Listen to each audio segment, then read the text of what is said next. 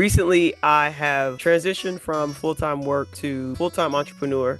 We had a golden period in the institution that I was in. The world honestly was throwing absolutely everything at me, like everything that could possibly go wrong, just in my mind to see if I would break, to see if I would give up, to see if I would put on this mask and this shell. And for a while, honestly, I did. Welcome to 30 Minutes of Power, a podcast dedicated to educate, encourage, and inspire godly people to use their power to empower others. Join your hosts, Jory O'Neill and Nicole Salter, as they share powerful insights on how you can use your God-given talents and gifts to make a positive impact in the world. Welcome to another wonderful episode of 30 Minutes of Power. Today, I am doing a solo episode, and I want to talk about a topic it's a little personal for me. It's this topic of resilience. Recently, I have transitioned from full-time work to full-time entrepreneur, and in doing so, I tried to figure out what is it that I've been talking about and making the most noise about for the last 3 years. I started racking my brain and going on different calls, watching webinars. You know how you do when you're trying to figure out something, you go to all the gurus. And the thing that kept coming up was this idea of resilience. And I know a lot of people think resilience is about bouncing back, but honestly, I think resilience is a little more than that. I think it's about growing stronger. I think it's transforming pain into purpose and even maybe finding hope in those dark moments. So, growing up in Chicago, many of you know that's where I'm from. I faced a whirlwind of challenges. Drug abuse, gang violence, unimaginable pain of being, touched inappropriately by men both in my family and outside. So by the time I was 12, I remember younger, maybe about 6. I survived a car crash. Jungle gym fell on my chest. I was a very rambunctious child, but there were a lot of near-death experiences, even being shot at multiple times, just going down the street to visit a friend. And it felt like the world honestly was throwing absolutely everything at me, like everything that could possibly go wrong was attempting to go wrong in my life, right? Just in my mind to see if I would break, to see if I would give up, to see if I would put on this mask and this shell. And for a while, honestly, I did. I masked my pain. I masked the trauma that I experienced and endured. But break, I didn't. Somehow, some way, I didn't break. And I got to thinking, like, why not? I know half of the things that have happened to other people, and it has absolutely crushed their world. Absolutely. But why not me? And often, I was in a community before, writer James Melanchek. He would say, somebody's got to do it. Might as well be you. And I was thinking to myself, I think part of my resilience has always been this underdog spirit that I had. I thought it was something particularly to me. But over the 20 years of being in education, when I say it feels not good. So you've been doing something for 20 years. But the last 20 years I've spent in education, I've witnessed firsthand that it doesn't matter if the young person or the older person, for that matter, has a bad background, has a troubling past. That whole concept and idea of resilience is something that can actually be taught. And I know this because part of what I was charged with doing during my time in education was creating a framework and a curriculum around building resilience in young people. And what I did in a sneakily way was I also desired to build resilience in the adults who were serving these young people. And I like to say that I was super successful. We had a golden period in the institution that I was in where we had no layoffs for quite some time. The children, no one transferred in the middle of the year. The teachers all stayed on, and this ran for about 3, 4 years. And if you've ever worked in any school setting, any public school, 3, 4 years where no one leaves and only new people come, that is a wonderful place. COVID did a lot of damage, but I'm not gonna say it did all the damage. But those early experiences, they forged something in me, something I didn't fully understand until later, much later. kind of like now, right? They built the foundation of resilience for me in my life. And being able to take those pieces and those parts, figure out how they work, and then create a framework around that, and then share it with other people. That's honestly what I've been doing on and off for the last 20 years. And so now I'm super excited that I am going full on into the space of resilience. Um, as I grew up, I would love to say the challenges stopped and I didn't have to be as resilient, but that's not true. I endured three miscarriages early on in our marriage, each one heartbreaking in its own way. But eventually, I was blessed to carry four beautiful, absolutely beautiful children. And their presence reminds me daily of the strength that lies in perseverance and in faith. So I thought I had resilience figured out by the time I had my last child, but another test was in store for me. 2021, I tore my ACL. Um, the surgery was brutal because in order for them to reconstruct it, they have to open up your knee. This is a microscopic situation they got going on. But the I think the most horrible part for me was that I had to go to physical therapy in order to have the surgery, so that after I had the surgery, I wouldn't lose maybe like maybe 70 to 80% of my muscle. So if you're unfamiliar with ACL surgeries, I would encourage you not to have them. I'll just stay away from them. Keep your knees good. But after it, man, physical, mental, emotionally, it was brutal. It was really brutal. And I got really dark space. And I questioned everything about my career. Honestly, I was like, well, if I can't walk, how do I teach phys ed? How do I do this? And if I'm being honest, I also started questioning like, why am I here? Like, am I doing the thing that I'm supposed to be doing? What is my purpose? Now, the wild thing is that the first book that I wrote is very much about the resilience that I had after that surgery, and then the resilience that I was noticing that God was pointing out to me all around me and other women. And so, my first book, History Determines Her Story, is all about resilience. And it's not just about my resilience or modern day women's resilience, it's even about women who've been super resilient, like Martha Washington. Her story is absolutely amazing. Many people don't know that she was one of the few women in her town, in her area, who were well read, and that a lot of the letters that were coming during the war, right, the Civil War, a lot of them were actually written by her. She was nursing people, bandaging their wounds, and writing what was happening. George Washington, he didn't know how to read or write. So, if you think about the resilience of someone who came from wealth, she was able to read because she came from a wealthy household, wealthy background, and she fell in love. She fell in love with a boy and got whisked away, and he became the first president of the United States. But part of that journey was her being resilient and understanding that regardless of the life that she had, she was able to endure the life that was shaping out. I mean, she didn't end up too bad. The White House actually sits on her family's property from her previous husband. And so, why am I sharing all this history stuff? Because resilience is not something that you have to have in your DNA. Resilience is a choice. Resilience is the work of fortitude and is work of being able to reframe your story, being able to look at the things that have happened in your life and then give them purpose, give them meaning.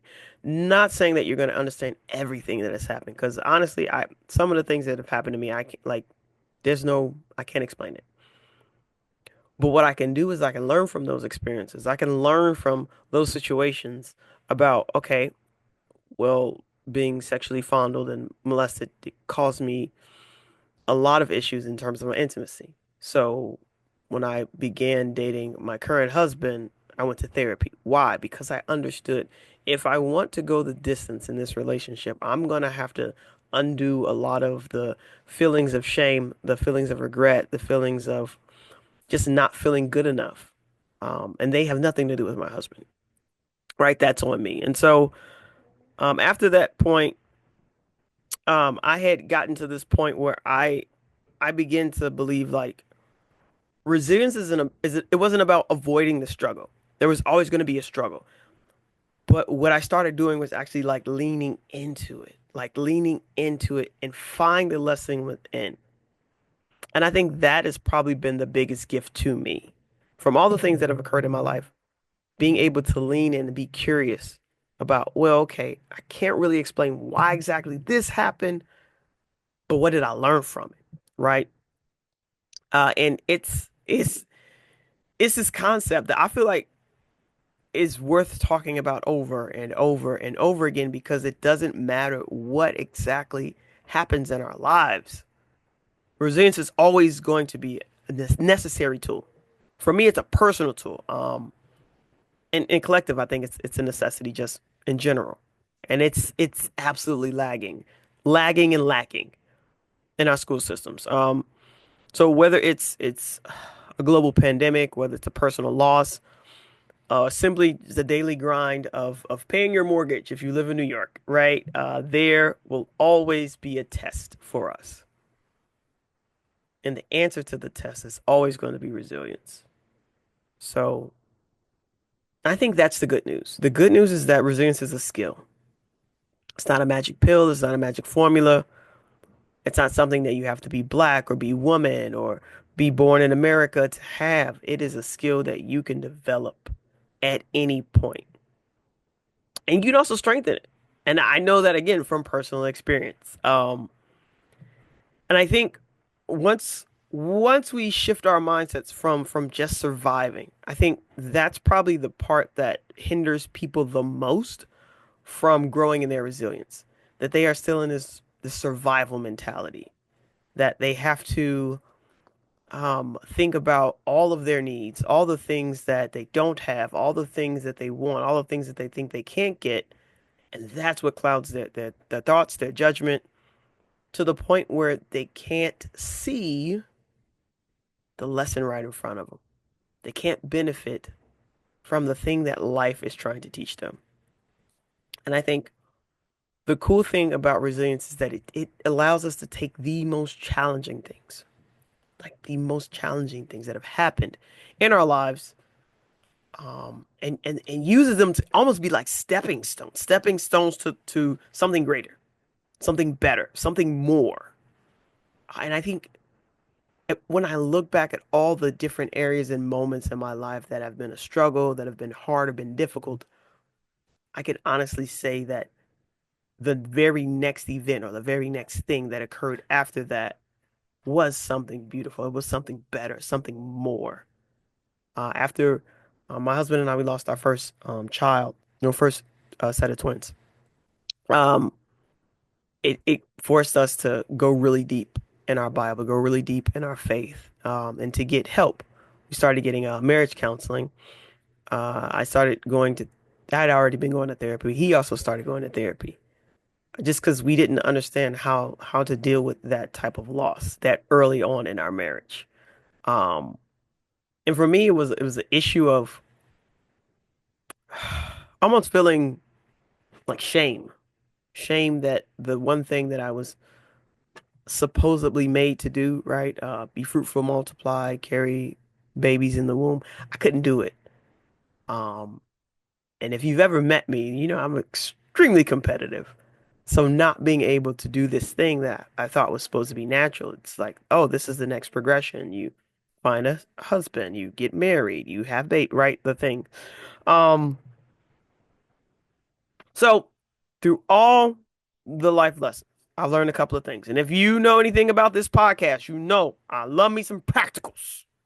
So there are four things that, before I wrap up, I want to share with you that I am still learning about resilience. And the first one is that pain is a teacher. I know people are like, what?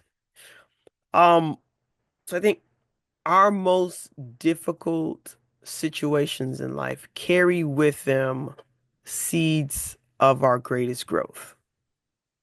And what I mean by that is sometimes those things in life that we are absolutely devastated by are the very things that we need in our lives to push us to the next level, to push us to another space of greatness, to push us to this new beginning, this new growth, right?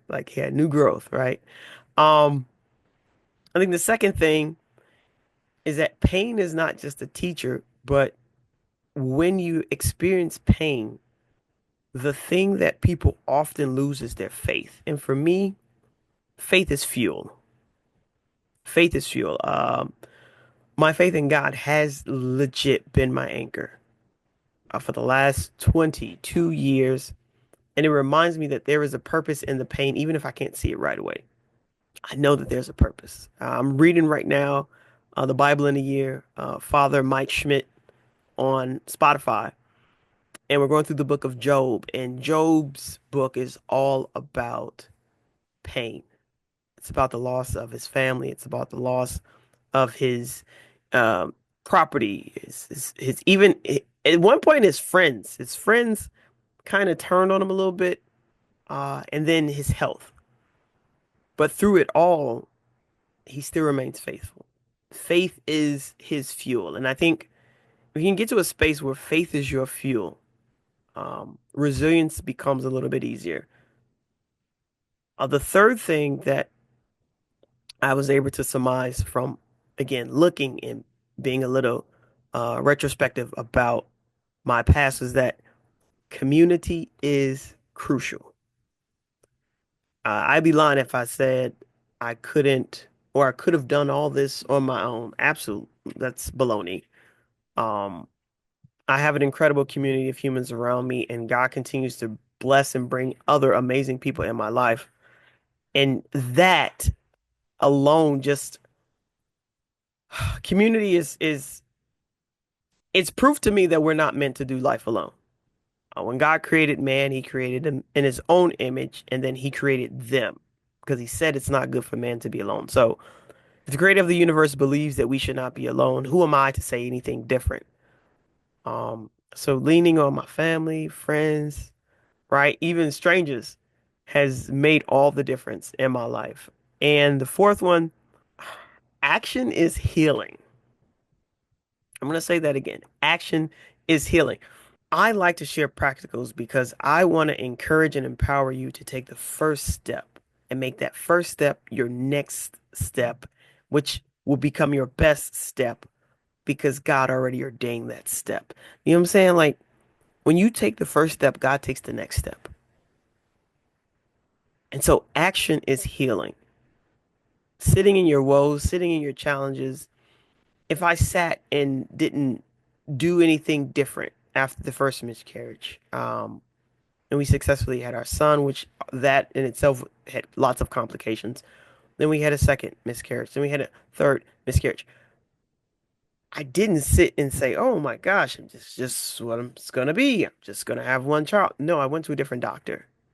I took action. I didn't allow this one person, this one doctor, this one professional. I didn't allow this one job. At the time, I had very just hard commute from Manhattan to Queens. And I changed jobs.